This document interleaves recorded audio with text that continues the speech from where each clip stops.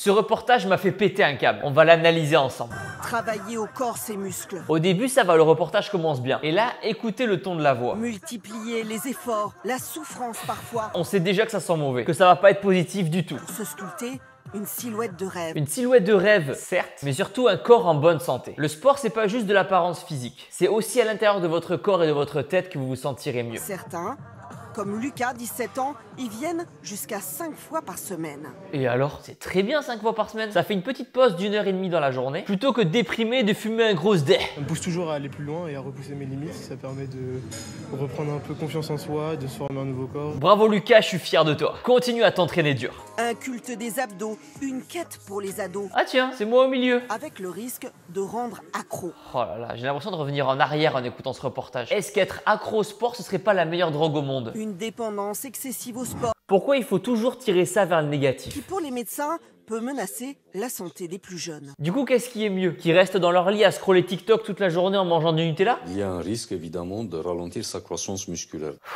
Si vous avez moins de 16 ans et que vous faites de la musculation au poids du corps, des pompes, des tractions, des abdos, ça ne va pas ralentir votre croissance. Il y a aussi un risque de désinvestissement scolaire. En faisant du sport, vous investissez sur votre vie, sur votre bien-être durable. Le sport va forger votre discipline et vous prouver que travailler dur égale avoir des résultats. Des extrêmes dont Nicolas Alexandre Augrand, 23 ans, prend peu à peu conscience. C'est bien Nicolas, je suis fier de toi. Travailler son physique, ça permet d'évoluer mentalement, ça permet de s'endurcir. On a du mal à s'arrêter. Pour atteindre ses objectifs, Nicolas a modifié ses habitudes alimentaires, boit même des protéines pour gagner de la masse musculaire.